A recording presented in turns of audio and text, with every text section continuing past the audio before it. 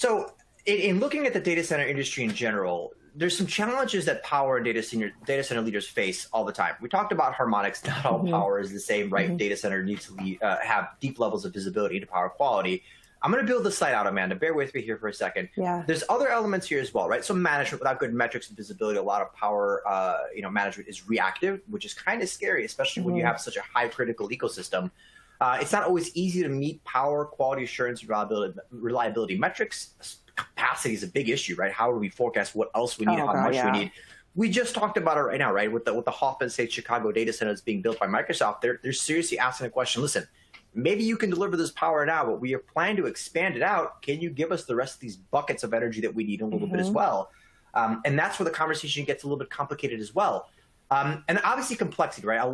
There's a lack of smarter systems means more manual operations and service remediations takes longer. So I want to pause here for a second. You take a look at these 5 challenges. What are you seeing? Do these resonate with you? And which of these do you think maybe is more prevalent than others? Man, I mean, it's hard to pick a top one, honestly. And what's so interesting is that, it says challenges with power for data centers, but this is challenges with power, period.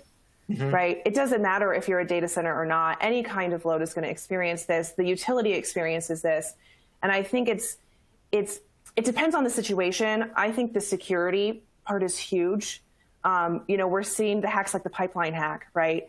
Looking at these different types of security, whether it be cyber or physical, that has been something that has just exploded in the utility industry, is the need for this security, needs for security of the data, and that need for visibility, right? And I think that comes from a couple of different places, from the management, from the complexity of understanding what's really happening on all areas of the grid, right? How do we make sure we're stable? How do we make sure we're resilient? How do we make sure we're safe? And that's really been the challenge that's come forth. And I think I do want to touch on the capacity, because that's a really interesting conversation. Yeah, that's a really interesting conversation that is bridging some very cool gaps in my world right now. Because, you look at how energy is traded, and there's a lot of people don't understand that there are folks sitting there at energy trading desks who are trading power like the stock market, right? Power doesn't just flow. There's a whole financial market behind it. And as the grid becomes more complex, we're needing more variable power to help sustain everything, right? So DERs, right, distributed energy resources, which is what we would call some of the plants that Switch is putting in, these resources that are not the traditional large power plants. But it's one thing to put them in, it's another thing to connect them, but really it's how do you manage them? And how do you manage them effectively and keep the capacity correct for the system? And so what we're doing is we're bridging these gaps between the folks in the utility market who are usually more concerned with capacity energy trading and the engineering side. Because it used to be the power just flew, right? It's a coal plant, it's a nuke plant, it's stable, but now everything's becoming unstable and it's becoming variable.